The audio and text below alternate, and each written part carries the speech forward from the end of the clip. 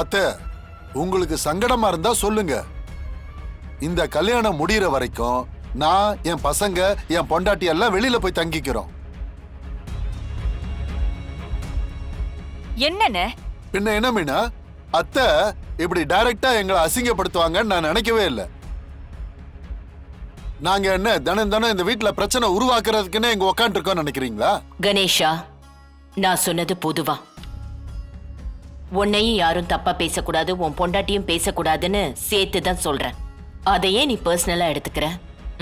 உன் மனசுல தப்பு இருந்தா அதை தூக்கி வெளியே போட்டுடு. அதை விட்டுட்டு எல்லாரையும் உன்ன மாதிரியே மாத்தணும்னு நினைக்காத.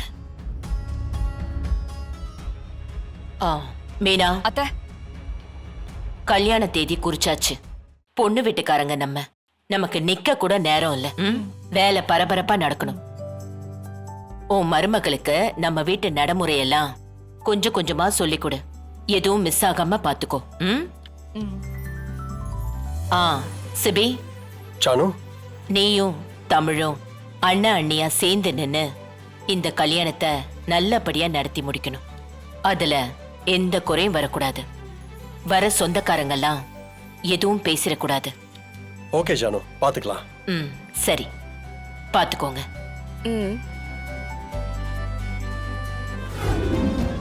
அத்தை இதுக்கு முன்னாடி இல்லாத எத்தனையோ பேருக்கு தான் கையால கல்யாணம் நடத்தி கொடுத்திருக்காங்கல்ல. இது ஒரு புண்ணிய காரியம் தானே. இதுல ஒண்ணும் தப்பு இல்லையே. நீ இப்படியே இரு. அந்த தமிழ் குடும்பம் உன் தலையில நல்ல மிளகா அரைப்பாங்க. அண்ணி ப்ளீஸ், நீங்க அது இதுன்னு சொல்லி என்னை ஏத்தி விட வேண்டாம். எனக்கு இதுல எந்த பிரச்சனையும் இல்ல.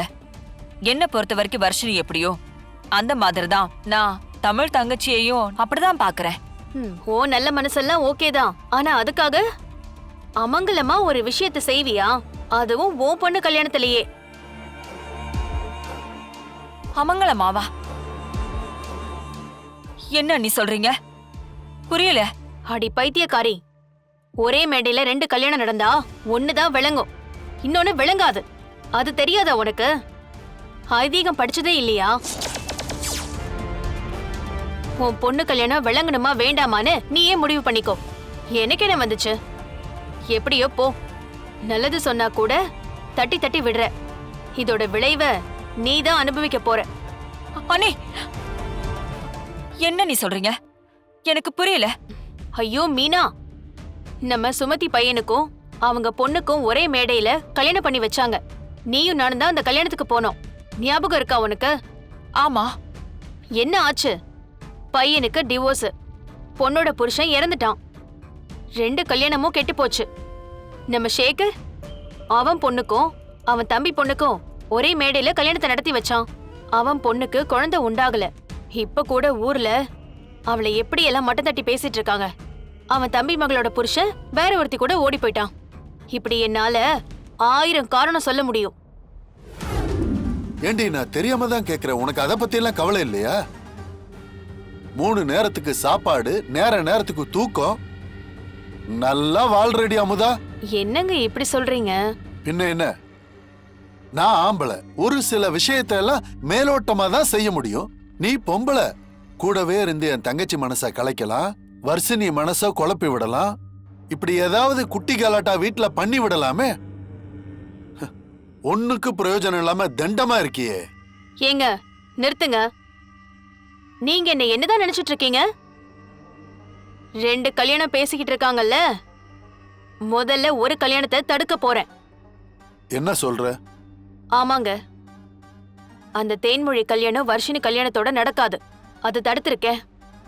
அடுத்த வர்ஷினி கல்யாணத்துல அந்த பிரபுவை கழட்டி விட்டுட்டு நம்ம புள்ளைய எப்படி மணமேடையில உட்கார வைக்கிறதுன்னு நான் பிளான் போட்டுக்கிட்டு இருக்கேன். அது எப்படி? ஜனாமா தெளிவா இருக்கும்போது அவங்க முடிவை நீ எப்படி மாத்துவ? மீனாவை எங்க அடிக்கணுமோ அங்க அடிச்சிருக்கேன். கண்டிப்பா மீனா தேனு கல்யாணத்தை நடத்த சம்மதிக்க மாட்டா. இப்படி ஒரு அண்ணன் அண்ணியெல்லாம் யாருக்கும் அமைய மாட்டாங்க ஆண்டி. உங்கள மாதிரி சொந்த பந்தம்லாம் குறை சொல்றதுக்கு மட்டும்தான் கிளம்பி வருவீங்க. நல்லது பண்றதுக்கு ஒரு துரும்ப கூட கிள்ளி போட மாட்டீங்க. கஷ்டம் வந்தா ஐயோ இப்படி ஆயிடுச்சேன்னு அப்படியே தூரமா நின்னு உச்சி கொட்டிட்டு போய்கிட்டே இருப்பீங்க. என்னம்மா நீ வாய்க்கு வந்ததெல்லாம் பேசிட்டு இருக்க? நான் பேசாம இருந்தா நீங்க பாட்டுக்கு பேசிக்கிட்டே இருப்பீங்களே ஆண்டி. இங்க பாருங்க, இது என் அத்தையோட வீடு.